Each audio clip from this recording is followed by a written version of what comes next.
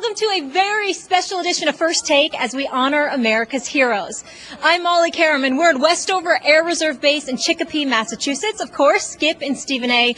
will join me shortly. But now, Marine Corporal Jamarcus Winbush will sing America the Beautiful. Oh, beautiful for spacious skies, for amber waves of grain, for purple mountains, majesties above the fruited plains. America, America, God shed His grace on thee and crowned the good with brotherhood from sea to shining sea.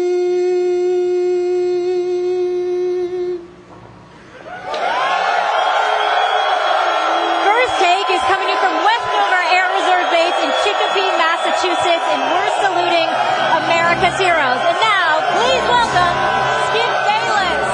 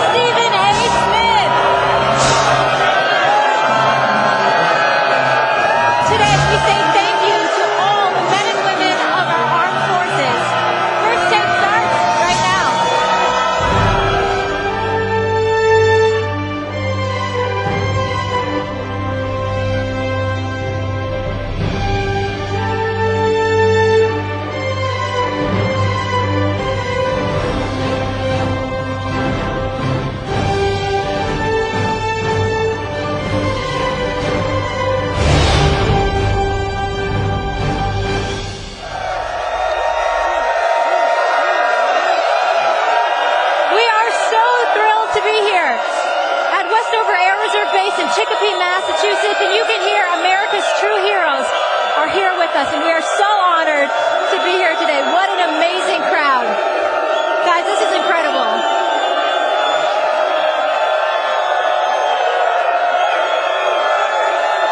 Skip, Stephen A. How are we doing? I'm doing wonderful. Yeah? I can't complain. Life is good. Good to be here. Our servicemen and women, loving it. It's incredible. You had a good week. You had a good week with your picks there too. I can't hear you right now, Molly. I can't hear you right now. Because everybody's so excited to have you guys here. But now we can. How are we doing, Skip? Thank you. Yes, thank you. Thank you so much. Thank you. We should be cheering you all.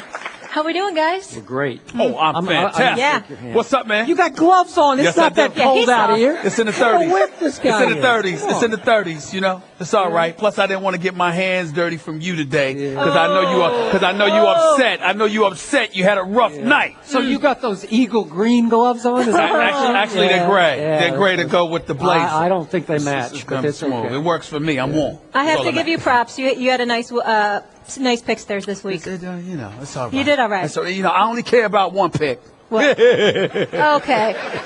Is that my cue? Should we get into it? Let's go. All right. Huge NFC East showdown on Sunday Night Football. The Eagles take down the Cowboys 33-27 in overtime thanks to a 41-yard touchdown pass to Jordan Matthews.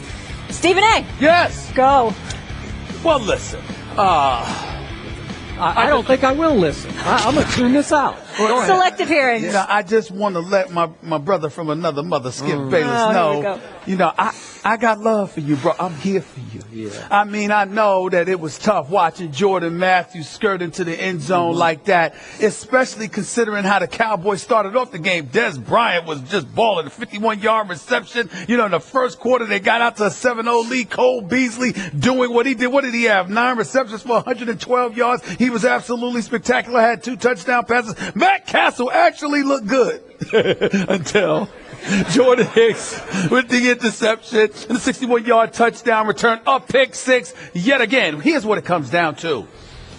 You know, the Cowboys, since Tony Romo went down in week 2, over the 6 games that he has been gone, the Dallas Cowboys are 0-6. And my man Skip Bayless, as we sit here in this wonderful setting with our servicemen and women surrounding us, you are popular for talking about how the Dallas Cowboys are America's team. I think the servicemen and women here would acknowledge that America isn't associated with mediocrity. And the Dallas Cowboys are 0-6 without Tony Romo.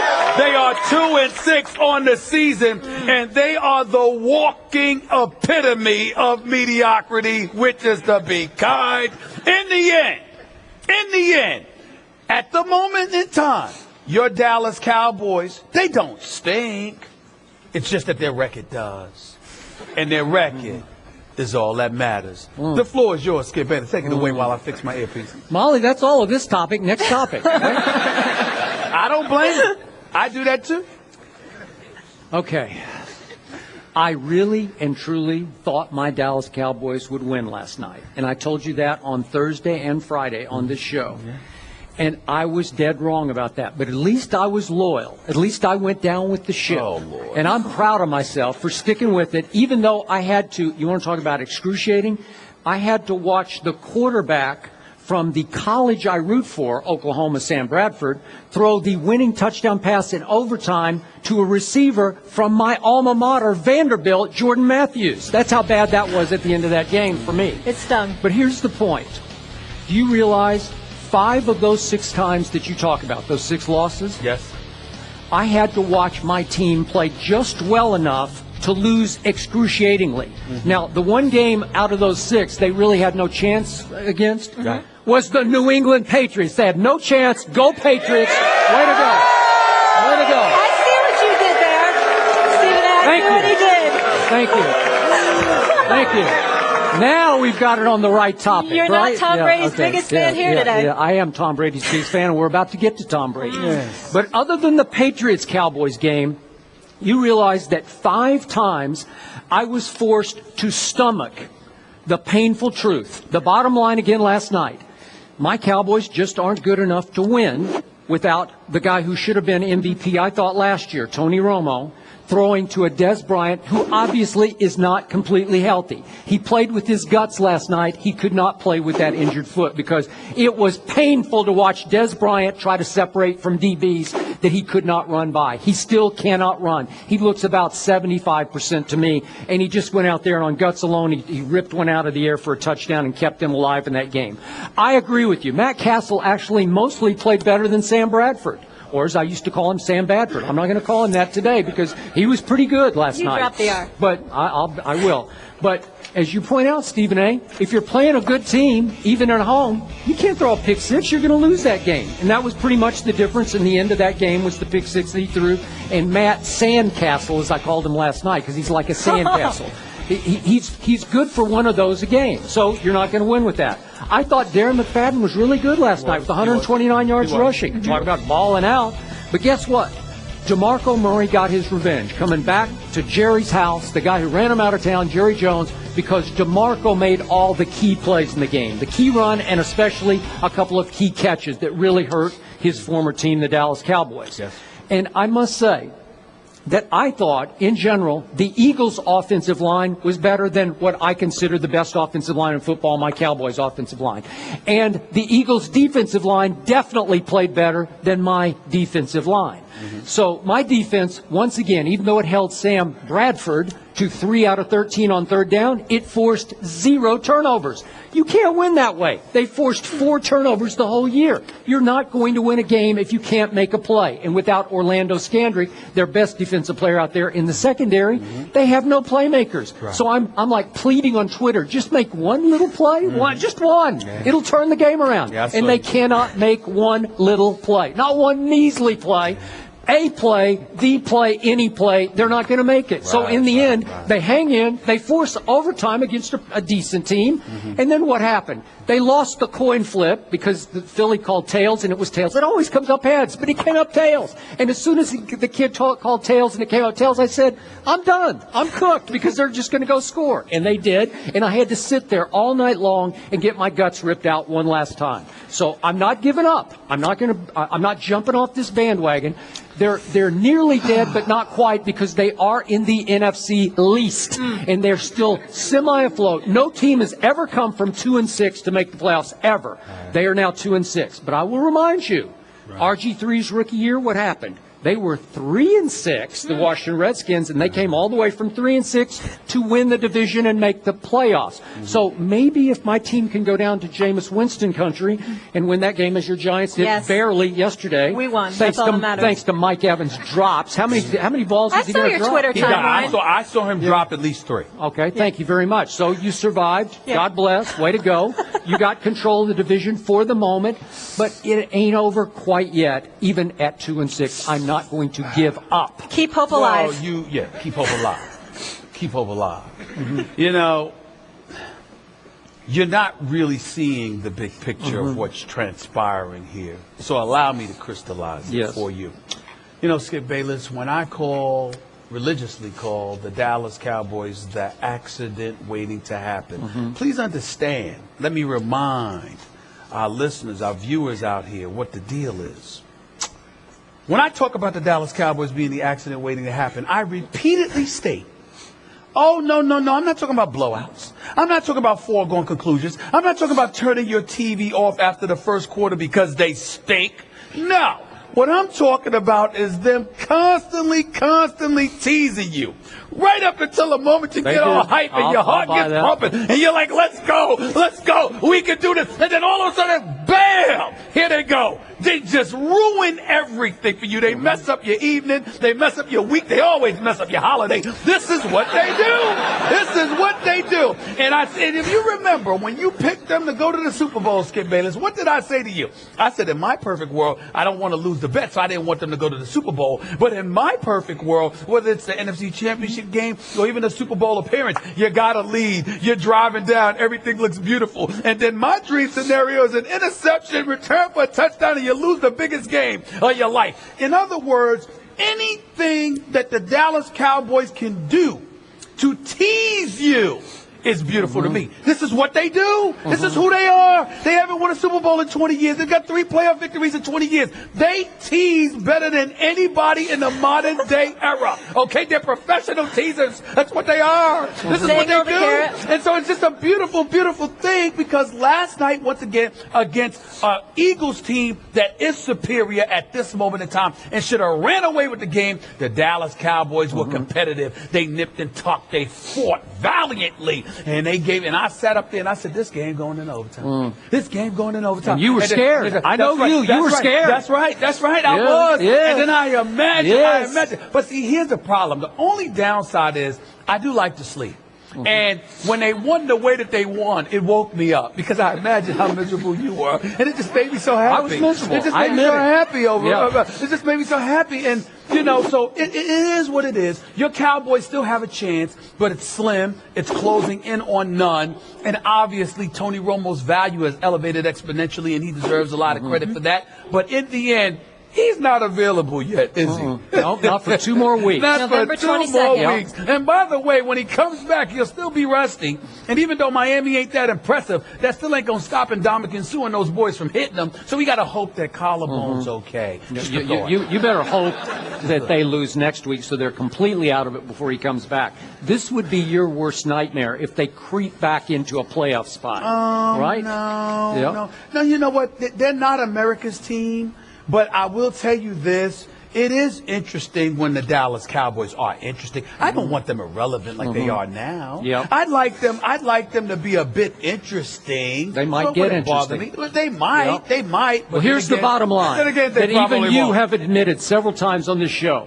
If Tony Romo and Des Bryant had stayed completely healthy, the Dallas Cowboys would be running away with the division. I will give you that, You're too. absolutely right. Thank You're you. absolutely right. But I continuously tell you, my prognostications about the Dallas Cowboys isn't based on their talent.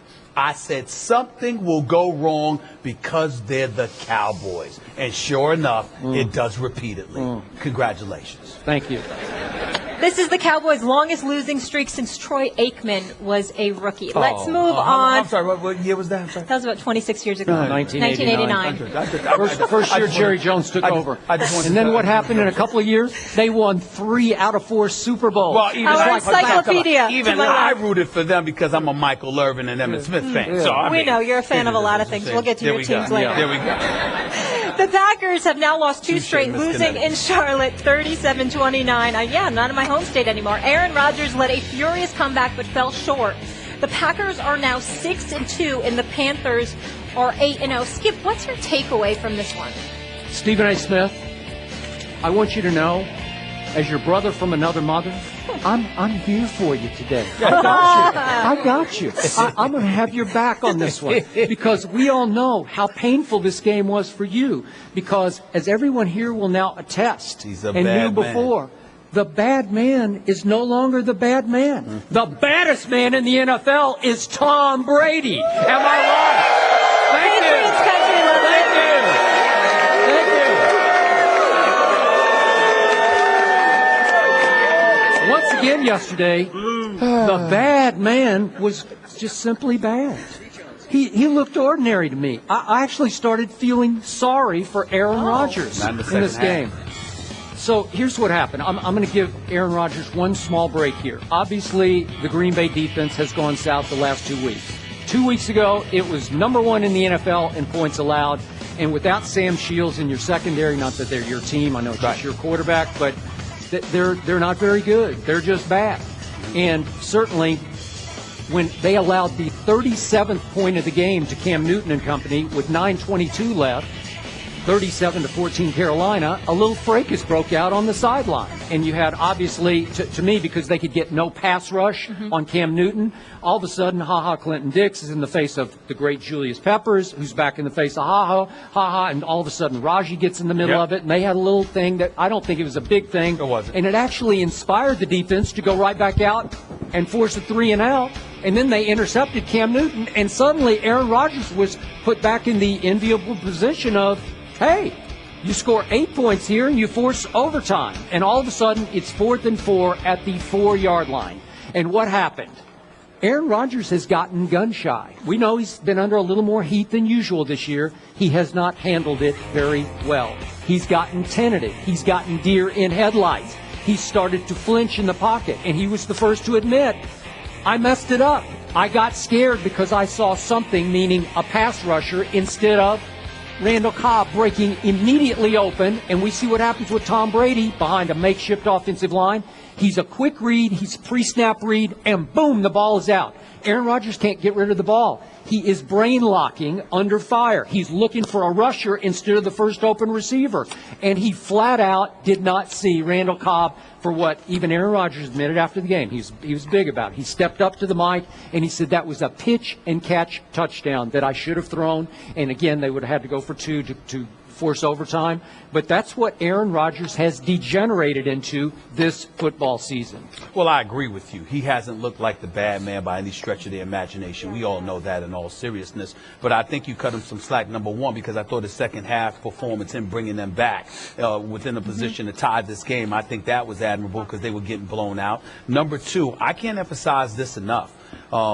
Listen, the loss of Jordy Nelson is devastating because Randall Cobb hasn't been what you thought he would be over the last 3 games. The first 3 or 4 games this season, he was formidable. Over the last 3 games, that hasn't been the case. More importantly than that, I mean, listen, we talk about a James Jones, we talk about an Adams. They're decent. We know this. But Jones, you remember the Oakland and the Giants? Neither of them wanted him. He comes back to Green Bay where he had connected with Aaron Rodgers for many, many years, so we know what he can do with that. He made him look good first half of the year. But this guy, Richard Rodgers, that's the devastating blow to me because at that tight end spot, you need somebody that draws attention between the numbers so you can attack outside. If you don't have to worry about somebody in between the numbers but so much, then, you're able to key on the outside. And if you're able to key on the outside, then it's tougher for Randall Cobb and those guys. Randall Cobb is a really, really good 1,000-plus yard receiver, no doubt, but he's a really, really good number 2. He's not necessarily a number 1, but he's the best receiver that you have. And when you've got to throw outside the numbers and you're not drawing any tension between the numbers, I think that inhibits you to some degree. All of a sudden, Eddie Lacy wasn't running the ball effectively as well. Lacy and Starks were supposed to do the job. So there are things going around, and the level of protection that Aaron Rodgers was getting from time to time wasn't there. Now, he can't be absolved because at the end of the day, he's that bad man for a reason. I've seen him play better under equal amount of duress. So I'm not making an excuse. I'm just simply acknowledging, let's be clear about something here. The things that he normally was capable of doing, he can't necessarily do now because the offensive line is suspect. The play calling still seems to be an adjustment. You've got receivers. None of them are elite on the outside. You have nothing to point to in between the numbers at the tight end spot because Richard Rodgers ain't cutting the mustard. And then on top of it all, your running game doesn't scare anybody. So the combination of all those different things, you remember, they don't have to stack the line of scrimmage to get to neutralize Green Bay's running game because those guys don't perform at an elite level at this particular moment in time. They're good, they're solid, they're strong in between the tackles, but they don't have any elusivity on their resume and their repertoire, rather. So because of that, what happens is it's all about Aaron Rodgers. And it ain't just up to him to throw the football. He has to be a quote-unquote playmaker because he has to exceed expectations because of the limited stuff that he's doing. Then you take into account, what are the 2 games they lost? They go up against an elite defense in Denver, even though it didn't look like one last night against Indy. It did look like one all season long through the Green Bay game, okay? And then the offense is stockpiling 500 yards against the Green Bay's defense. And then you follow up the Denver defense with the Carolina defense. I mean, these are 2 of the better defenses in the NFL. It ain't like Aaron Rodgers just woke up one day and was going up against the Giants or Rob Ryan's New Orleans Saints. He was going up against Denver and then Carolina. And the opposition was going up against Green Bay, who I told you their defense was suspect. Sam Shields being without them is a devastating loss because they ain't that good with him there. So you know they ain't going to be that good with them with him going. And Clay Matthews, how about getting that Cam Newton? That ain't happened yesterday. So all of those things being considered, Aaron Rodgers had the deck stacked up against him. He didn't respond the way that he's capable of responding. He's lucky because he's got a bye week next week. I'm talking about the Detroit Lions. That's a bye week, in case y'all didn't know. It's a bye week. So the point is, he'll be just fine. He'll be just fine. They'll get right on track, and things will be okay. But at this moment in time, I don't think you can ignore the fact that Denver and Carolina were 2 defenses that he was going up against, and their defense didn't show up in either game. Okay, but at Denver, he threw Aaron Rodgers for 77 yards. 77 yards. I watched Andrew Luck, as bad as he's been, pick apart that Denver defense in Indy. But wait a minute. You can't go by that because let me tell you this. And I don't want to get into that because we're going to touch on that a little bit later on in the show. But we saw some of the changes Indy made. But let's be clear about something. And Denver came in there ill-prepared last night. And we'll talk about that a little bit later on in the show. But Akeem Talib and Chris Harris, with T.J. Ward back there with them, too, at one of the safety spots. I mean, this secondary in Denver is elite. Didn't look that way last night. But for the most part, they've been elite all year long up until last night.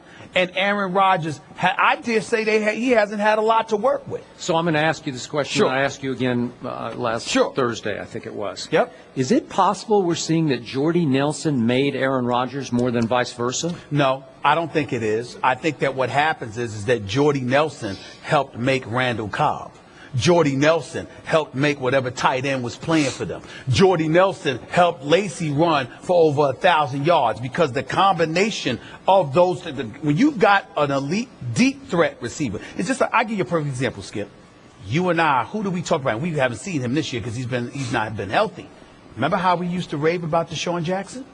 When he was with the Philadelphia Eagles and then he went to the Washington Redskins. What we said about him is that he was an elite deep threat, one of the elite deep threats in the game of football. So because of his presence alone and the attention that you had to pay towards him, you couldn't key on other guys the way you normally could. We both, so if that was the case, Jordy Nelson clearly is a deep threat for Aaron Rodgers. And Jordy Nelson with Randall Cobb speaks for itself. When you look at Aaron Rodgers throw a football, again, I watched the game, all right? I haven't covered it nearly as long as you have, so I'll defer to you on that level. But I listen to NFL aficionados all the time, and they tell me they have never seen somebody throw a football like Aaron Rodgers. It's just that over the last couple of weeks, it hasn't looked impressive. Tom Brady before? They've seen Tom Brady. No, I'm serious. Wait a second. Well, we're going to get there. Well, does Tom Brady have a deep threat? I haven't seen one this year. I've been watching. I'm waiting for a deep threat. I don't see one.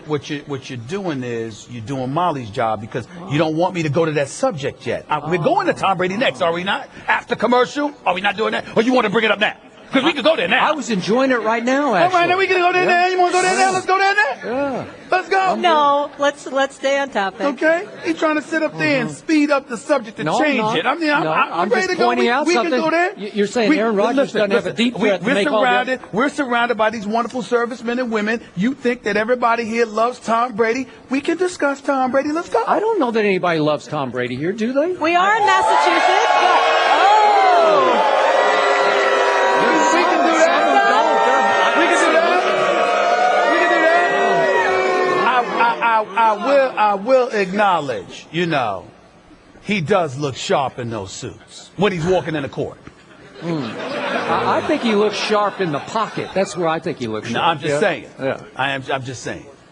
I agree on both those subjects. So now the Vikings tie the Packers at 6-2 atop the NFC Midnight North. shows, relax, don't worry about it. Oh, by the way, we don't even know if Teddy Bridgewater is going to be playing next week. After that. We're going to get into that because Mike Zimmer was hot, and we're going to get into that whole subject.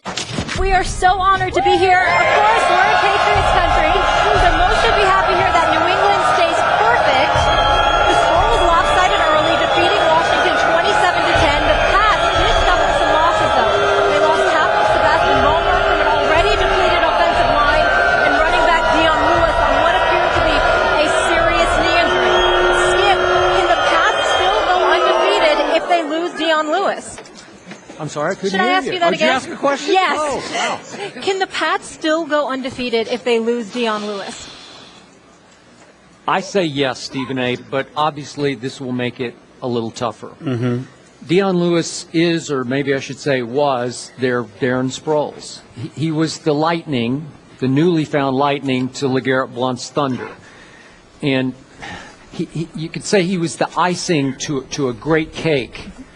And the neon icing could be gone now. It sounds bad. It seems like almost hopeless at this point for Dion Lewis to be available for the rest of the year.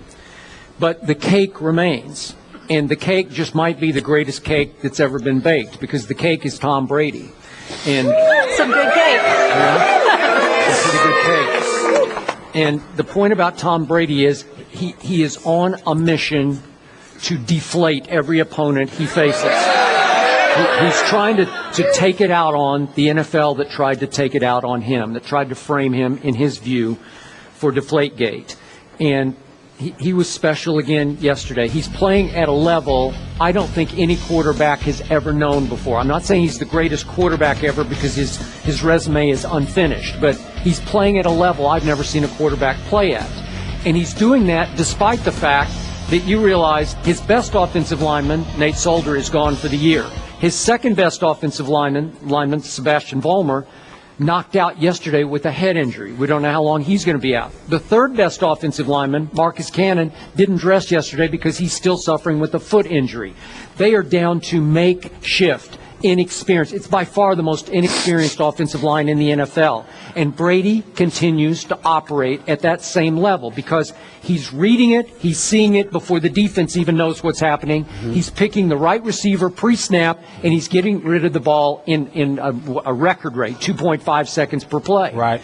So the point is that they're going to miss Deion Lewis, but when you're operating at that level, I don't know. Again, you've already picked Denver to win at Denver, right? Yes. Okay. I don't know how they're going to block Denver's pass rush, but every week I say, how can you block that pass rush? And they do. They blocked up the Redskins yesterday. And then let me throw in one last point about Tom Brady yesterday, just to show you just what a mission he's on. He finally threw his first his-fault interception of the whole year. That was his fault. He didn't see that linebacker. And the linebacker's running for a touchdown. It's going to be a pick six. And Tom Brady, I'm not saying this was smart, but I admired it. He goes and busts through the blocker and makes the tackle to stop a pick six. That's the mission that he's on this year. Again, was he risking injury and being knocked out for the year? Probably he was. But I admired it, just the way I admired how they dispatched the Redskins with ease yesterday. So is 16-0 or 19-0 still within reach? Absolutely. He didn't look like a dork there. Nope. And he didn't look like not a tough guy there, right? This subject annoys me. And the reason why it annoys me is because in the NFL, you're supposed to be required to play against an NFL team. And the Patriots didn't do that yesterday. The Redskins dropped 7 passes, 6 different receivers. It was the most drops by a Redskins team in the last 10 years and the most by any team in the last 7. It's called intimidation. Well, again, you could call it whatever you want, but if you're an NFL team, you ain't supposed to be that damn intimidated, okay? I mean, if you're going to be that way, why bother showing up? And the Redskins, they just stink right now. It's just that simple. Just call it what it is. It's a daggone shame they're in the nation's capital, for crying out loud. Here's the deal.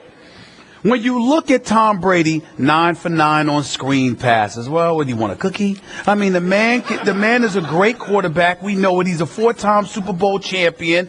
But to me, you know, we've gotten to the point to see, my problem with you, Skip, is this.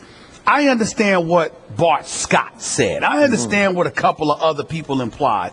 But by and large, everybody recognizes Tom Brady as one of the greatest quarterbacks ever. It is now a discussion as to whether or not he will go down as the greatest quarterback to have ever played the game of football. You don't get that title because you started off 8-0 after a Super Bowl season. That means your body of work over the course of time has proven and validated your level of greatness. But because a couple of dudes came and insulted him, it's like, let's protest in the streets of America because how dare anybody question Tom Brady? Stop it. The man is great. Did he insult him? Did Bart Scott insult him? Yes, thank you. Yes, we both acknowledge that. But the point that I'm trying to make to you is that a defensive player would usually they would usually come at you. I remember Joey Porter playing for the Steelers, and he went off about Peyton Manning and how Peyton Manning engages in all the trickery and all of this other stuff, and then the Steelers went out and beat him in a playoff game, okay? But that didn't negate the fact that he was trying to highlight and call out Peyton Manning because Peyton Manning tries to beat you cerebrally. And when you're a defensive player, if you're a middle linebacker calling plays and calling schemes, you're going to react differently than somebody who's at the line of scrimmage and is just trying to get to the quarterback. You want one of those mano-a-mano kind of things, and when you don't get it, you get very, very frustrated. So a Bart Scott or somebody calling out Tom Brady, it wasn't surprising. It was insulting. It was insulting, especially towards Tom Brady. But it wasn't surprising because a lot of guys feel that way. All I'm trying to say is this. We sitting up here having this discussion after they played the Redskins. We sat up here and had a discussion about Tom Brady after they played the Jacksonville Jaguars. I mean, November 29th when they play against the Denver Broncos. Oh, yes. I want to see it then. Wait a because second. they will be coming. The question was, can they still go unbeaten without Deion Lewis? Well, you the It's one not that even went a all Brady over the place question. with your Brady stuff. I didn't do that. You did. The question wasn't, You is Tom did. Brady the all-time greatest but quarterback? you went all over the place with Tom Brady. Well, you went all over. You did that's everything my but bringing answer. They flowers. still have Brady. You did everything but bringing flowers. I'm just He saying deserves enough flowers. of this. Enough of this. Tom Brady. Can they still go unbeaten without Deion Lewis? Well, Skip, why are we asking me that question? I said they weren't going unbeaten even when Deion Lewis was available. So why would I think they're not now? You still think Why? that? What do you mean? Why wouldn't I think that? I mean, it's not like Denver lost somebody. New England, I predicted, would lose to Denver November 29th in the Mile High City. You sticking with it? Hold on. When they had Deion Lewis. So why Did would you I say see Denver yesterday? I'm asking. you did Yes. not? No. To get back to what you were saying in light of New England losing Deion Lewis, not in light of how Denver looked. You asked me in light of how Denver's your team. I didn't pick Denver to win that game. But that's what I'm saying. We're Okay, talking about Are you New still England. standing by your pick? Why not? Of course I am. They lost yesterday. They looked So what? exposed. So what? Andrew Luck took them apart. That's me. I believe that Denver will win on November 29th. Just like I thought the Dallas Cowboys would lose last night. All right. Just like and So- by the way, you brought up Aaron Rodgers. Well, that was a gutsy pick on your part. You brought up Aaron They Rodgers. had lost 5 Hold in a on, row. You hold went on. way You out on the brought up limb. Aaron Rodgers. You are such a football guru. Thank you very much. I appreciate that. Yeah. You brought up Aaron Rodgers. Oh. I didn't pick Aaron Rodgers. You did. I picked Cam Newton. You picked Aaron Rodgers. Because he's good. He should have pulled that Well, thing I'm just off. saying, the point is... 4th and goal, you got to make that But throw. you introducing the subject like it was me that picked Aaron Rodgers. I ain't pick him. Wait a second. Speaking of Aaron Rodgers, I have to throw this out. Please do. A couple of Fridays ago, we had one Pierre Garçon on our show. That's remember right. that? Yeah, I remember. And Pierre Like the French Garçon accent. went on the record on live TV. It's on tape somewhere. Okay. He said that Aaron Rodgers is clearly a better quarterback than Tom Brady. So what happened on the first throw of the game for the Redskins yesterday? It hit Pierre Garçon right in the hands, and karma happened. The K That's what word. happened. I knew the it was ball coming. ricochets up, and it gets intercepted. And they are off to the races with how many drops did they have? So, I just want Karma. clarification. Yes. So you're saying Yeah. that because Pierre Garçon Yes. Yeah. had the He audacity, dared the to- unmitigated yes, gall the to sit up there that is and to correct. First take. say, Yes. say that there was somebody better than Tom Brady. Yes. Karma. Karma Because got he it. spoke against Yeah. Tom Brady. Yeah. He Karma spoke hit him against right Tom in the Brady. face, He man. said he spoke Karma against is. Tom Brady. So, I mean, you can't speak against Yes. Tom Brady and have good things come your way, right? That can't happen. That can't happen. Well, Especially on wait a first second. take. Was Garçon right about that? Would you still say that he was right about that? No, I would think that play had everything to do with Pierre Garçon dropping a pass along with the other 6 receivers than it did with, oh my Lord, he spoke against Mr. Tom Brady. I mean, just arrest the man. Arrest him now. Arrest him. How dare he speak against Tom Brady? Okay. I mean, it just can't happen. Okay, so you basically say the Redskins should be arrested for impersonating a football team Yes. yesterday? Yes. But if memory serves, Yes. am Yes. I right? Yes. Wait, those same Redskins, didn't they beat your Giants? Am I right about? Or did they beat the Eagles? Wait, I think they beat. How are the Giants doing in the NFC East? I think I they're don't know, all right. but they Yeah. lost to the Redskins. Oh, or did yeah. wait? The Eagles The lost. Cowboys to the lost to Redskins. everybody, Did, so. Wait, didn't Kirk Cousins beat the Eagles with the last second? I mean, Skip, I can't make up my mind with you, man. I mean, is Wow. it Brady or is it Romo? I mean, what's up? Wow, What's it's up? Brady all day. Really? Brady all day. You sure? Yes, sir. Geico presents Strange Saving Stories. Astronomers detected an interstellar transmission. It stated, Geico, 15 minutes could save you 15% or more. The implications were staggering. Was the cosmos telling us we could all save hundreds on car insurance with Geico? Or did their radar merely pick up a signal from the nearby Rufus and Clyde's morning show? We may never know. Geico. 15 minutes could save you 15% or more on car insurance. Welcome you back to Westover Air Reserve Base in Chicopee, Massachusetts. We are so thrilled to be here honoring our true heroes today. And right now we're debuting a new segment I'm very excited about. Welcome to Mollywood, everybody. This is where the fans take charge, you guys take over, and you get to ask the hard-hitting questions. You ready for this? Okay, with me right now is Staff Sergeant Christopher Rivers from BK, Brooklyn, New York here. Thank you so much for being with us. What's your question? What are the chances of the Giants winning the title this year? Oh, love that question. This This is my guy right That's a here. real question from Brooklyn, New York. I get it. Very real. Brooklyn. Yeah, Brooklyn in the house. The big answer to that question is a big no. I'm sorry. I don't see it. The Giants. Tell us how you really feel. The Giants just allowed 52 points at New Orleans, which lost to Tennessee yesterday. The Giants yesterday were in danger of losing to Jameis Winston until Mike Evans dropped 3 big passes. I'm sorry. I guess Eli could get on one of his lucky late-season rolls. I don't know, but I don't see it. I'm sorry. I don't see it either. I think Skip is right, but I'm not as resolute in that thought as he is. Here's why. Although I think their defense is pathetic, they should be ashamed of themselves the way they gave up those points to the New Orleans Saints, and Dominique Rodgers-Cromartie appears to be the only playmaker in their secondary. I'm still fantasizing about the possibility of Victor Cruz coming back and being on the field at the same time with Randall and Odell Beckham Jr., who I think is a stud. I think if you have that kind of offensive firepower and you're able to avoid somebody like Carolina, I think anybody else is susceptible the way they're playing right now. I still believe Seattle's coming out of the NFC, but the bottom line is everybody's susceptible right now because their offenses aren't clicking as much as you would like, and That's I think fair. that gives the I would Giants agree. a chance. And by the way, I thought JPP had some flashes yesterday. He did. He did. He looked good. Yeah. He looked good for a guy playing his first time. I think we got some friendly bounces in that one, or should I say drop, Skip, You not got the friendly Cowboys, bounces. correct? We get none. Yes. Okay, up next, Master Sergeant Christopher Eldridge from Ware, Massachusetts. Thank you so much for being with us. All right, what do you have for the guys? Oh, yeah. So you guys concerned about the Steelers without Ben Roethlisberger in? Fire away. Excuse me? I'm sorry. Without Ben, Steelers, you concerned? They're your team. I'm very concerned. First things first, your superiors told me to get on you about your mustache. We'll talk about that. We'll talk about that a little bit later. You can defend All right. yourself. I just want to say this has been a month and a half, and I must ask you that question. It's Movember. Come on, Stephen A. Yeah, it's November. I mean, I got you. I understand. Well, listen, talk to them. They told me to get on you, not me. All right, well, here's the deal. I will say this.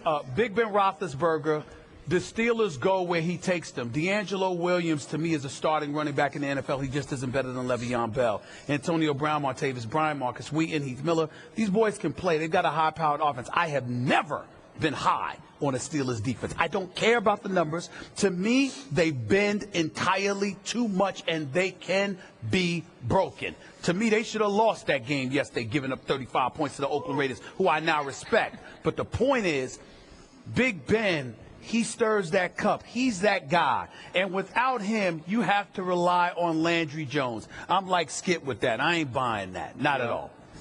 I can't either. It's starting to feel like a not meant to be year for your Pittsburgh I agree. Steelers. And I don't know how long Ben's going to be out there, estimating 3 weeks. 2 to 3 weeks. Man, I don't know. It's starting Probably going to be feel longer. It looks bad. Pretty shaky, and I agree with you. And I went out on the limb, picked the Raiders on Friday, and I like the way they played, but you can't turn it over 4 times on the road and expect to come out alive of that game. But shout out to Antonio Brown and D'Angelo Williams stepping in. Both of those guys. Well, Dan, Antonio Brown made it a little bit interesting when he botched that punt, but I forgive him. Okay. Up next, Senior Airman Jonathan Texera from Pawtucket, Rhode Island. What do you have? How much do you think Leonard Fournette hurt his chances at winning a Heisman on Saturday versus Alabama?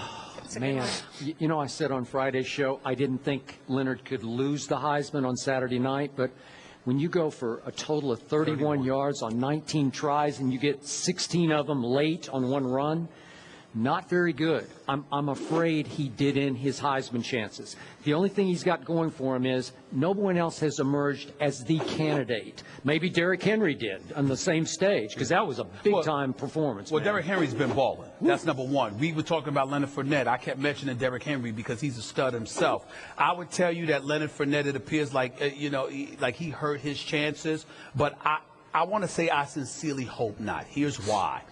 He was getting touched behind the line of scrimmage. I mean, they were not blocking for him. And the yardage that he was able to accumulate, he was breaking like 3 and 4 tackles when he did it. If they showed up and had blocked for him the way that they had been doing prior to the game against Alabama on Saturday night, I think he would have showed up. I seen, despite just 31 yards, I saw enough ability from him in evading and shrugging off tacklers to let me know he is legitimately big time.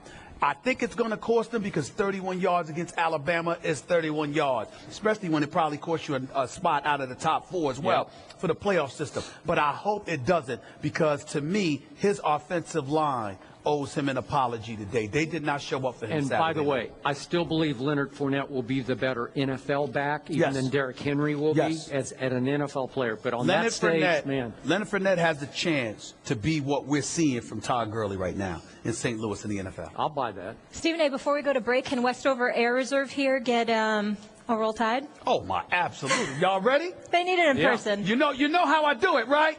Say it with me. 1, 2, 3. Roll Tide!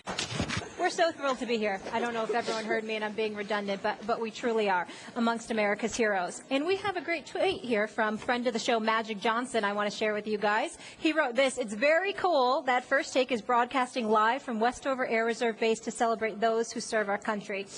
And yes, it is. And we didn't get a shot at the top of the show to say that we want to thank all of you servicemen and servicewomen, not only here but around the world, for all that you have done and will do for the greatest country in the world. We appreciate that.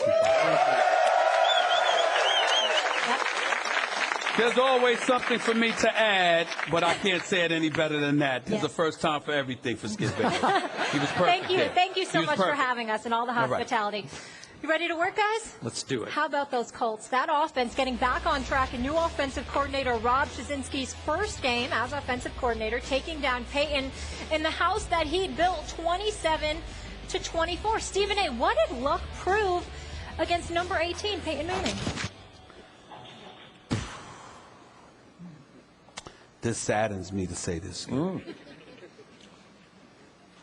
He proved that he needed a new offensive coordinator. Ooh, that's a rough statement.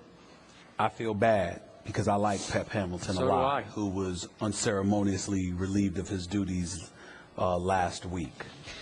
But when you look at the fact that Andrew Luck was third worst in terms of completion percentage coming into the game against the blitz, and then last night he was 16-26 for 190 yards and 2 touchdowns against the blitz.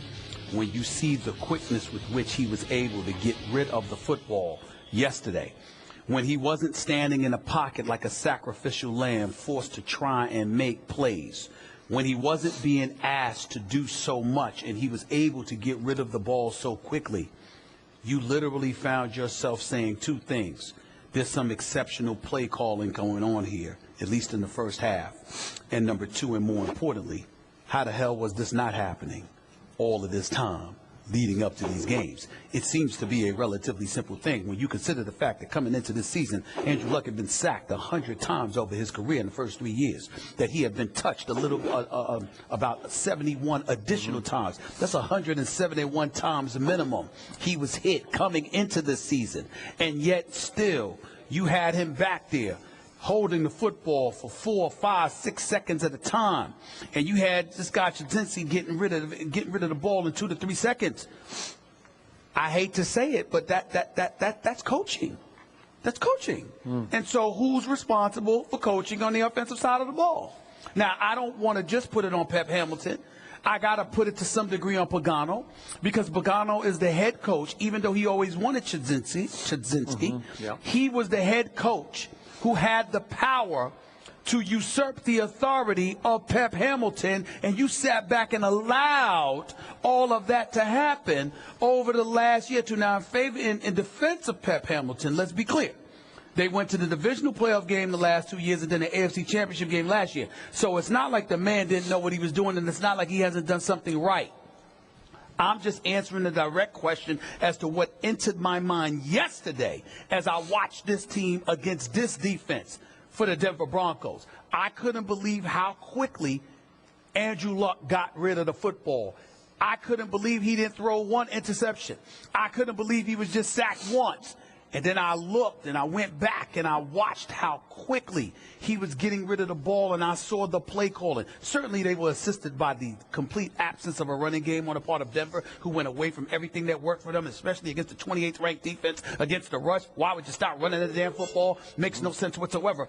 But in the end, that was a culprit, but the other culprit was that the play calling was definitely flagrantly different and exceptionally better than what we had seen from the Colts the previous 7 to 8 games. Man, I cannot blame Pep Hamilton for what happened yesterday. Okay. He's a fine young coach. He is. He's fast-tracking to become a head coach in this league. He was. And this is going to set him back. Yeah. But I remind you, and you pointed it out, remember, Andrew Luck beat Peyton at Denver in the playoffs last year. That's right. Well, that wasn't Pep's fault, right? I mean, you got to give him some credit No, for that. He gets credit. All right, that's why I brought what up I'm the saying. victories. Yeah, I got it. So here's my takeaway from yesterday.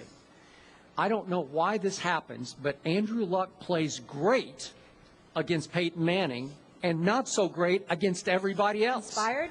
I don't know, because that's 4 times they have met head-to-head. 3-1. 3-1. Andrew Luck, 2 at home, 1 at Denver. Wow, that's pretty great. And in those 4 games, Luck's QBR is 73 on a scale of 0 to 100, and Peyton's is only 56.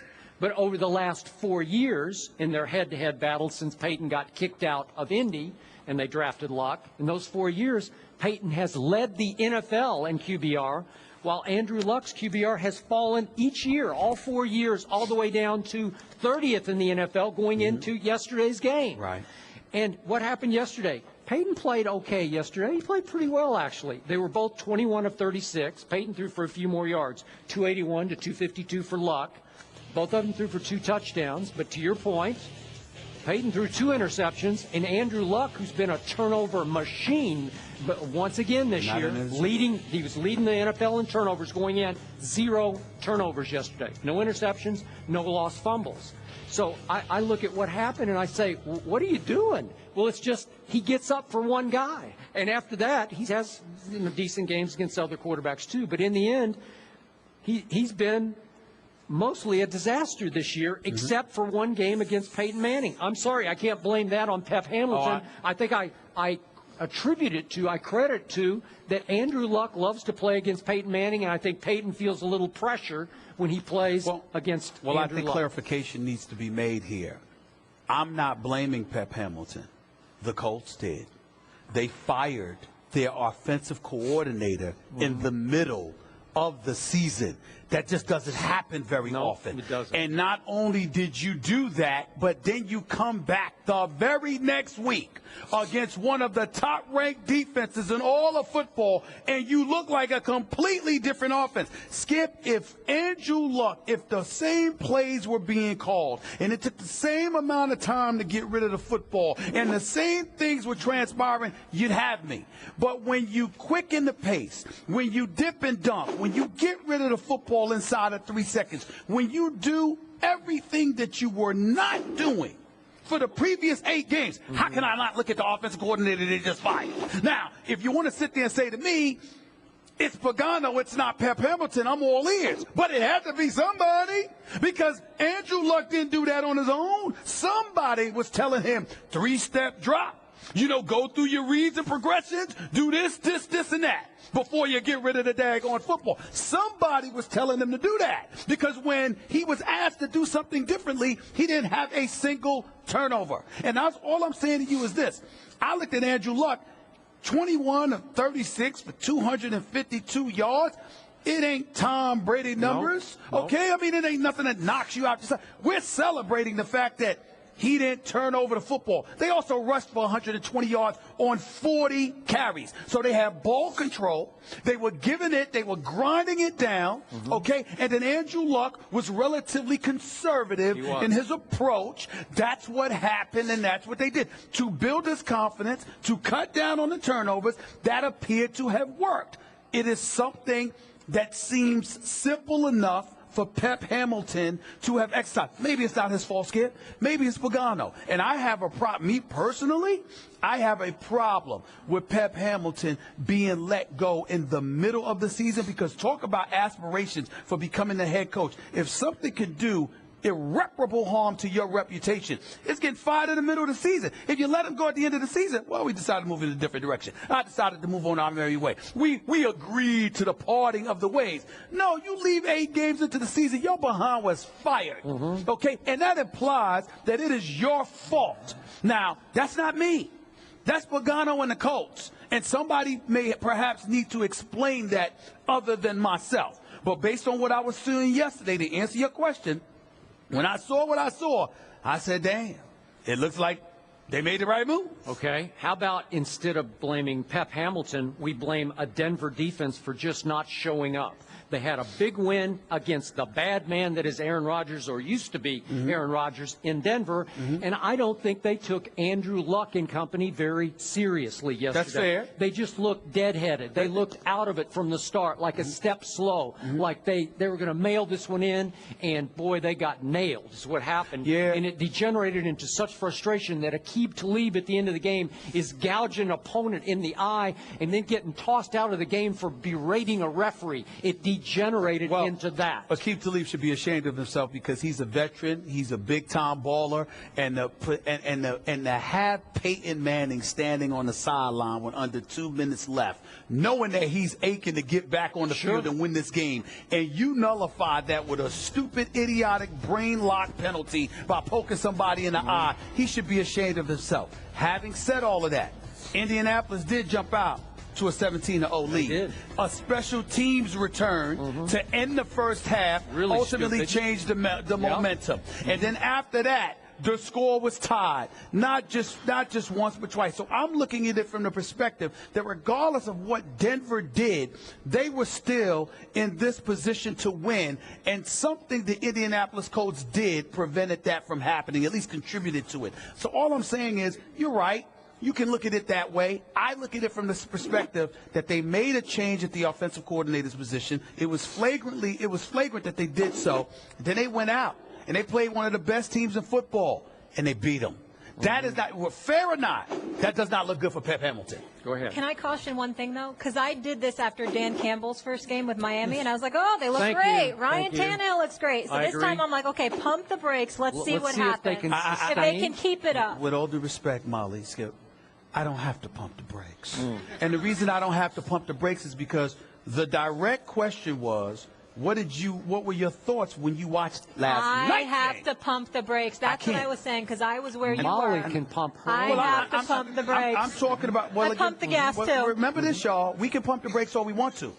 Pep Hamilton is without a job. So guess what? He doesn't get to sit there and say, see in a week or two. No, and come back. He's without a job. So we got to look at the Indianapolis Colts and say to ourselves, do you realize that Chudzinski, all he has to do is make sure that that Andrew Luck ain't turning the ball over? That's it. Okay. Because he won't get blamed for anything. Let's see how they do against the rest of their schedule. But when you keep playing Houston and Jacksonville, right, it's not that hard. That's right. So Andrew Luck should win the division by default.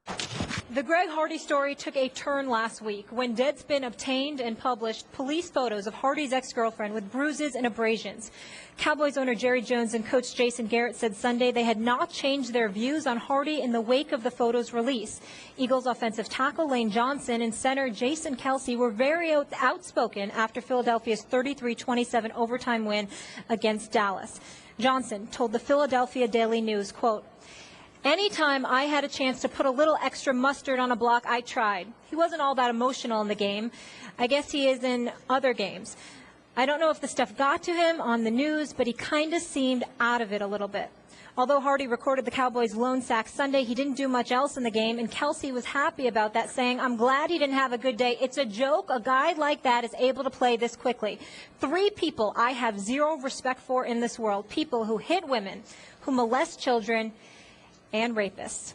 Stephen A. Smith, I agree with that one. Your reaction? Well, first of all, I think any decent human being agrees with what Kelsey had to say.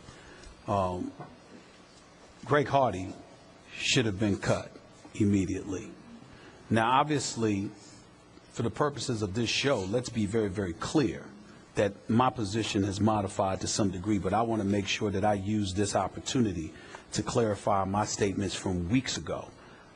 I was totally in support of Greg Hardy coming back to the Cowboys, but people forget why I supported that. My position has been very, very clear. You were convicted on a bench trial of domestic violence. You appealed that decision. Ultimately, it was supposed to go to a jury trial, but they could not find the victim, and as a result, the case was thrown out. Okay, the NFL ultimately got involved subsequently. They suspended you 10 games. You appealed that decision. It got reduced to 4. And from that moment forward, the thought process was Tampa Bay, along with other teams, may potentially be interested in Greg Hardy. He was going to go to the Cowboys. So my attitude was, why not? If somebody's going to grab him, and you are basically getting him at no risk whatsoever because you have a no tolerance policy, okay, he's going to be back in the league for somebody. Why take him? Do you want him on your team? No. Should he have been out of the league for at least longer than he was? Yes. But if he was going to be eligible to play, let him, I don't have a problem with the Jerry Jones and the Cowboys taking him. But then the photos came out, okay, in the aftermath of all of that. And people like myself and others raised the proverbial eyebrow. There are some people that are going to have a problem with that. I'm here to tell every woman in the world, you have a right to have a problem with that. Because the reality of the situation is that it shouldn't take photos for us to come to these conclusions. But what you have to accept as a part of our reality is that visual matters. It's impactful. No matter what you read or no matter what you hear and no matter how we should absolutely positively feel, the visual has a profound impact, and it can alter your thinking and elevate your level of sensitivity even more so. I could read about domestic violence and find it incredibly appalling and something needs to be done, just like I read that police report. You could sit there and say this guy deserves to be suspended, he deserves to be cut, etc. But you have a at least slightly different emotion when you see and visualize what has transpired. And when I saw those marks all over that young lady, I remember Greg Hardy categorically and emphatically proclaiming his innocence and how she was lying and she did it to herself and all of that stuff. I believed he was lying, but when I saw those photos, I knew he was lying. And there's a difference in that. And so that's where we are right now. It's sad, and I think that right now the attention needs to be brought to the Dallas Cowboys because Jerry Jones hadn't seen these photos. And apparently he was given by Hardy and his representatives at least slightly different picture than what we ultimately saw. That should be excuse enough for Jerry Jones to sit there and modify his form of thinking and get rid of Greg Hardy. But the NFL had seen the photos, well, right? The Players Association had seen the photos. But you also have to understand, first of all, as it pertains to the NFL, they did what they could do. They suspended the man for 10 games, but they have a system that they have to operate under, and he was allowed to appeal. The Players Association, regardless of how much it may disgust everybody, you have union representation, and it's their job to come to your defense, regardless of how reprehensible that you may be. We live in a society we've got vicious criminals, murderers, and what have you. What's the first thing we say? They're entitled to representation. So it's something that comes with our society. We may not like it, but it's the reality. So we can't blame the Players Association but so much. We can't blame the league but so much. But in terms of the court of public opinion, I think we've seen enough. I think we know what time it is. Okay. I certainly agree with everything you just said. But here's why I can't get worked up about cut him right now. Sure. What did I tell you when my team that I root for signed Greg Hardy? You didn't want it. I was ashamed of it. I told you he's a despicable human being, and I don't want him on the team I root for because it's going to force me by association to root for this despicable human being. And I got to tell you, last night, my emotions were torn. They were mixed because this guy is more trouble than he's worth. I didn't want him on in the first place. And then he's got such anger management issues that we saw what happened the last game in the huddle and all that. But last night he gets a 15-yard penalty for a personal foul at the end of an Eagles extra point. Yes. I mean, he's just out of control. It's just like, get him out of my sight. I'm embarrassed. And what did I tell you after he did his first interview session? And he was so remorseless and so insensitive in his remarks that he made. I told you, I'm ashamed of my team. He's on my team. He's in my locker room doing this session. It made me sick at my stomach. But all I needed to do was read her testimony from the bench trial. I get get you. Pictures are worth 1,000,000 words, and they're much more impactful. But if you took the time to read her testimony, it was so graphic, it was so sickening, it was so appalling that there's no way she could be lying about this, because you couldn't make all that up. It's just, it was mind-blowing to me. He got convicted in the bench trial, as you point out. And then North Carolina has sort of a quirky law that allows you to appeal for a jury trial. She did not participate, and the authorities said she was paid off before the jury trial. And this man skated, and then the NFL suspends him for 10 games. That's as far as they could go. And then we have Jason Kelsey, the Eagles center, saying last night, this man doesn't belong in the league. Well, Jason, it was your Players Association that fought to get his suspension reduced to 4 games. And I told you at that point, 4 games for that? Are you kidding? I couldn't believe it was only 10 games. I told you on air, he should be gone for at least 1 year. And I know everybody, as you always say, deserves a second chance. 1 year, just 1 year out, and then we'll think about it. But let's be clear. Let's be clear.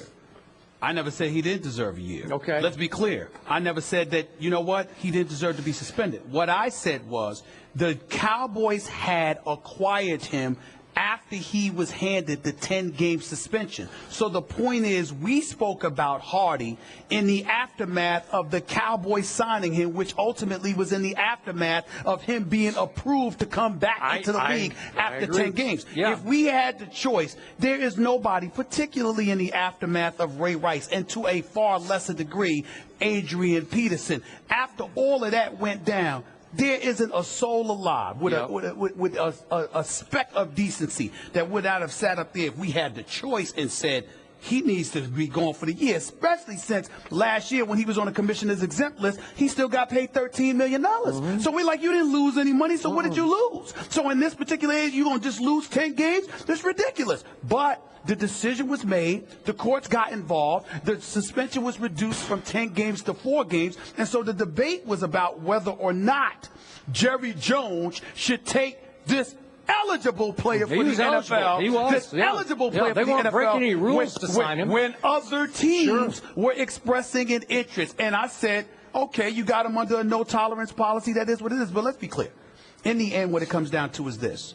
He has proven to be despicable in his actions, and I watch him on the sidelines, and I got to admit to you, it's different from Ray Rice in this respect. This guy's Ray psycho, man. Ray Rice's actions were reprehensible, but the level of contrition that he has expressed says to me he has learned the errors of his ways, and he may deserve a chance. He just ain't as good as Greg Hardy. When I watch Greg Hardy on the sidelines and on the field to some degree, it's just a thought. He seems unstable. And I mean, he seems like he's a loose cannon, man. I would be worried. I would be worried if I was around Greg Hardy. I'm talking about anybody should be. I think there's a reason. There's something wrong there. More trouble than he's worth. Go ahead. Yes. Exactly. I just wanted to say quickly, I wish that charges were still pursued by the legal system, regardless if the victim pursues them. So I guess, my main issue is there, and that's out of our hands. But the one other thing I want to say is I was reading on Twitter, and so many people were saying how Nicole Holder was paid off. She just wanted the money. How about she's traumatized? This man threatened her life, was a complete monster to her, and she doesn't want to relive this every day and see him in court. So she agreed to terms. Maybe she was scared. Well, good point. I hate that angle, that she's a gold digger. It's ridiculous. Ignore those fools. Here's the deal. Remember, she gave testimony for the bench trial. Sure. But they were asking her to revisit it, which speaks to your traumatization. Enough. And also remember, this guy, the very guy we're talking about right now, because of all of these photos that came out Friday, the record was just expunged.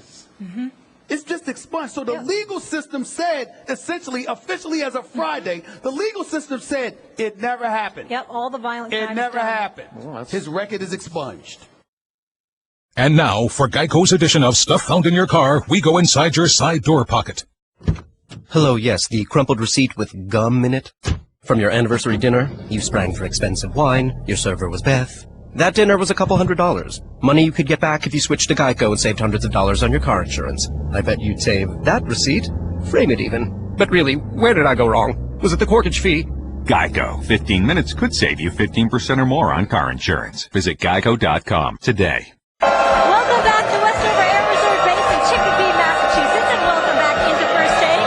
You are now in Mollywood, where the fans get to ask Skip and Stephen A. the hard-hitting questions. And up first, we have Senior Airman Monica Ricci from Stephen A. Listen to this, Stafford Springs, Connecticut. I don't know if she can hear me. Stephen A., we have a new Miss Connecticut in the house right here, Monica. Well, I like you. Monica, you're up first. What you got? Yes, I want to know how far my Cowboys will go when Romo returns. Oh, you're a Cowboy. I take it back. Skip's favorite. I like that. We got a Connecticut Cowboy fan. They're everywhere. Oh, what's the world coming to? Yeah. You know what? Just for you, Monica, and you've been very great and hospitable host to us today, and we appreciate all your help. I'm going to say they're going to go all the way to the Super Bowl when he comes back. Listen, stranger things have happened. They could get on a late roll. Just let them squeeze into the last playoff spot. And this is the best road team in pro football. And look out above. Here they would go. Skip Bayless is just standing by the courage of his convictions. Yes. Even though he should be convicted for making such a pick. Here's the deal. The Dallas Cowboys are just not a very good team right now. And this whole Greg Hardy situation combined with Tony Romo's injuries, the list just goes on and on. There's one distraction after another. And when I repeatedly state that the Cowboys are an accident waiting to happen, that is the kind of stuff that I'm talking about. Whatever gets in the way of success, they find a way to be associated with. They can't help it. Next question. Forget your favorite 3 words, accident waiting to happen. I have it's all over, and I'm looking at you, Skip. Are you? Oh, you're on record. Yes. Up next, we have Tech Sergeant Dan Lucia from Westfield, Massachusetts. What would you like to ask these two? Was LaMarcus Joyner's hit on Teddy Bridgewater dirty, in your opinion? Before we get to that, Mike Zimmer was very hot. Let's listen to some sound from him. Well, I thought it was a really hard-fought game. I know we played very clean on our side of the ball. I would say if we were out in the street, we probably would have had a fight. There's a history there of their defensive coordinator. I'll leave it at that. We played by the rules. We continue to play by the rules. And just because other teams don't do it doesn't mean we're going to do it. Obviously, he's referring to Greg Williams. Your reaction, guys? That is a very, very serious statement by Coach Zimmer. He's right on the money. That was a dirty hit. It was completely unnecessary. You know the quarterback is about to slide, and he tried to make it look like he tried to get out of the way a little bit, but no. That was a dirty hit without question, and I don't blame the Coach Zimmer for bringing up Greg Williams. Because we all know he was associated with Bounty Gate in New Orleans. We know he was suspended indefinitely. Remember, it was against the Vikings in New Orleans. Yeah, I understand. Brett Favre's Vikings. That's exactly. So I don't have any problem with what the Coach Zimmer had to say. I don't blame him one bit. To me, he was absolutely right, and a suspension should be coming his way, and an investigation should be looked into as to how they were prompted by Greg Williams. I'm with you on this. I must say, I've seen dirtier hits than this one. It took me a couple of replays to say, he got him subtly with his elbow and knocked his head back into the turf. Obviously dirty hit, and I was actually proud of Mike Zimmer. I've known him for a long time, since the days he was the Cowboys defensive back coach. And, boy, he stepped up to the mic and defended his team against another team with a reputation for taking physicality to the limit and sometimes over the limit. And that's both Jeff Fisher and now his coordinator, Greg Williams. That's the way they play football. And I think the Vikings fought fire with fire, and they did win the game. He made it very clear they're the least penalized team, and Mike Zimmer clearly a class act. Another question for us. We have Master Sergeant Jonathan Menard from Belchertown, Massachusetts. Morning, guys. What do you guys think Aqib Talib's punishment should be? I think he should be gone for one game. That was so blatant, so dangerous. It was an intentional eye gouge on a player that he actually wasn't having words with. Von Miller, you see right there, was having the words, and he goes up and sticks him in the eye. And Dwayne Casey said after the game his eye was sore and blurry. Well, you're threatening a man's vision. Don't you have to take some action besides just a fine? And then he got into it with the referee on the next play that he came back in and got ejected for berating a referee. Double fouls, 1-game suspension. I saw the play. I did not see the reaction by the guy he poked in the eye until this very moment. Initially, I was going to sit there and say, fine him about $100,000. I think you should suspend him for at least 1 game. It's automatic. I didn't see the reaction once he got poked in the eye because I was too busy looking at how stupid he was to make that kind of. Sticking the man right in the eye. Yeah, I'm just saying. No, I'm saying I saw that sticking in the eye. I just wasn't watching how the guy reacted once he got poked in the eye. I was busy watching Aqib Talib and saying, "What are you doing?" Yeah. And I was watching. Remember, they also went to the sideline to show a shot of Peyton Manning because Peyton Manning's looking to get back out on the field, and now you've negated him from being able to get back and trying to win the football game. You can literally make a legitimate argument that Aqib Talib, if you believe in Peyton Manning, you can make a legitimate argument that Aqib Talib cost him that game. And because of that level of stupidity and juvenile behavior, you know what? Sit him down for a game, let him watch his team play, and let him miss a game check. I promise you, he will hesitate to do that next time. Agreed. Let's get into this next Missouri story. A group of black Missouri football players announced Saturday that they would not play or participate in football activities until University President Tim Wolf resigned. The players, part of a group called Missouri's Legion of Black Collegians, were angered over Wolf's handling of recent events of racism on campus. And we just got word that the University President Wolf has resigned, saying he hopes this move will help people heal. No word from the players at this point. Stephen A., what's your reaction? I don't want to use the word happy because it's a shame that it had to come to this. An individual by the name of Mr. Wolf, Tom Wolf, the president of the university, lost his job. That's certainly not a cause for celebration. It's sad that it had to come to this, but it was necessary. He had to go. And he had to go, ladies and gentlemen, because as the president of a university, of an institution for higher learning, there were problems that obviously existed at this university. And you exercised a dereliction of duty because you weren't on top of these issues. And when it was brought to your attention, you appeared to be so lackadaisical about it in the minds of those who had brought it to your attention that an individual by the name of Jonathan Butler decided that he would protest by refusing to eat until you were dismissed or you exited your post. That a university football team with at least 32 African Americans decided, with the support of their coaches, to protest and join this group, Concerned Student 1950. They joined in and they said, we stand together. Now you got to consider that because the Missouri football program brought in over $35 million to the university last year. For them to take this kind of stance, that's why the president ultimately had to resign today.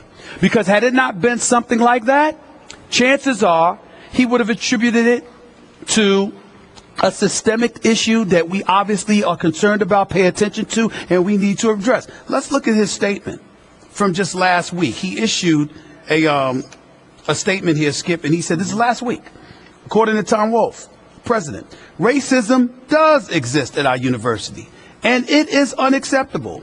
It is a long-standing systemic problem which daily affects our families of students, faculty, and staff. I am sorry this is the case. I truly want all members of our university community to feel included, valued, and safe. It said nothing about what you're going to do about it. It said nothing about how this is a concern that is a priority in my mind. You essentially gave lip service, which validated why Jonathan Butler felt the need to go on a hunger strike. And in the end, the goal of getting this accomplished in terms of him being ousted as the president or him choosing to resign is important in this respect.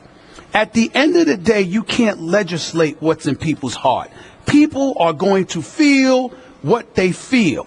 But at the end of the day, we can legislate to some degree how you act. and how you perform, particularly when you are in a position of leadership as it pertains especially to young minds. And the fact that it came to this is not a cause for celebration. It's a cause of sadness, because this is an institution of higher learning. And the fact that a university president has to resign, and we're talking about racism when it comes to students, to me is a sad commentary. It's sad.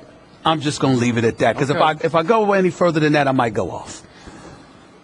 Love what you just said. Appreciate what you just said. And I want to point out once again the power of athletes, college or pro, standing up, banding together, and bringing national attention to what for months actually had been a local issue around Columbia, Missouri. This had been going on for months. And it was mind-blowing to me how callous this president had been, how insensitive, how dismissive he had been at all that had been brought to him. Do you realize this is happening and this is happening? And he issued just last week another sort of callous, insensitive statement to me. Oh, yeah, it's okay. We'll figure this one out. At least they have now instituted diversity training for this next January for new students. All new students have to undergo diversity training. This is a school of 35,000 students with 8% or so African American. Yes. Also, comprehensive racial awareness and inclusion curriculum will be added at Missouri. Yeah. So this works. This can enlighten people. A lot of people just don't know enough. A lot of young white people come in and they just don't know. This can help educate, open minds, make aware. And it all started and ended because the football team took a stand. You can say, well, gee, is it really their... Yes, it is. It's okay to take a stand. Again, we can get on slippery slopes sometimes. You have to understand the issue. But you thought this was a very serious issue because all those black students, members of this, what's it called, 1950? Yes. Because that was the first year that they had black students. That's right. At Concerned Student 1950. Okay. Every member of that group felt that they were in peril, man. They needed something done here. And again, you can't stamp out racism. Right. We know that. But you can educate and enlighten enough that you begin to open minds and come to some meeting of those minds. Let me ruffle a few feathers here. Don't worry, Chuck. Don't get nervous. It's our editor. Let me be very, very clear. In this particular situation, it was more than appropriate. It was the right action to take. And to white Americans out there, accept the reality that to some level, racism still exists. Sure. It's just inescapable. It's a reality. Definitely. But to black America, let me make this statement. Everyone who's white is not racist. And it's important to point that out because with this particular incident, it was warranted. But that doesn't mean we turn around and then the second somebody disagrees with us of a different hue, pigmentation, culture, etc., the second somebody might be oblivious or ignorant to what we are, what we believe, what we feel, etc., doesn't make them racist. Just like folks have an obligation to get whatever racist tendencies may be inside their bones, we have an obligation to appreciate that there are a lot of people in this God-fearing country that we live in who are not racist. And so don't be so quick to jump. That wasn't the case here. This was valid. But there are some folks out there that will use this as an excuse to jump on every issue and attach racism to every issue, when it may not be that. It may be that somebody just doesn't like you. Let's be clear about that and understand the importance of deciphering the difference, because when it comes to legislating what's in somebody's heart, more often than not, you can't tell. So just learn, again, in this incident, it's apropos what happened. I support it 1,000%. But don't think that this incident is every incident. Well said. Hi, I'm Colonel Al Lipensky, the wing commander of the 439th Airlift Wing at Westover Air Reserve Base in Chicopee, Massachusetts. We are the nation's largest air reserve base by landmass, and we fly the largest aircraft in the U.S. military, the C-5 Galaxy. We have over 4,500 Air Force Reserve, Civilian, Army Reserve, and Marine Reserve personnel here at Westover. Our reservists work in the local community, and they just might be your neighbors. We live locally, but serve globally. Thank you.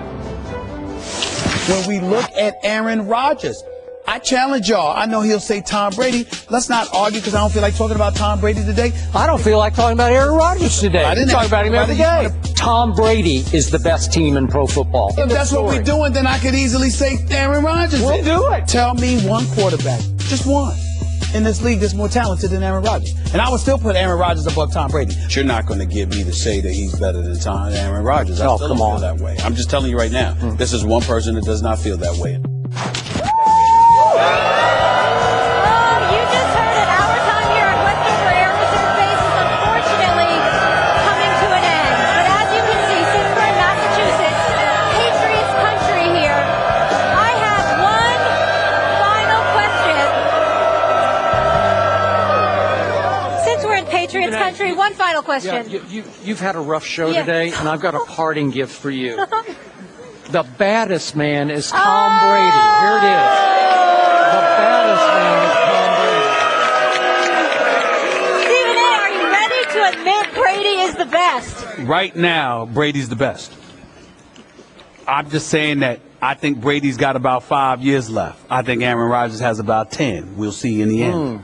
He looked older than Brady yesterday, I thought. You know? Yeah. You know what Skip thinks? I'm not playing football. I ain't getting hit. I love this shirt. Thank you so much for being with us. Thanks to all of you from Westover Air Reserve Base in Chicopee, Massachusetts. This is First Take. We'll see you guys tomorrow in Bristol.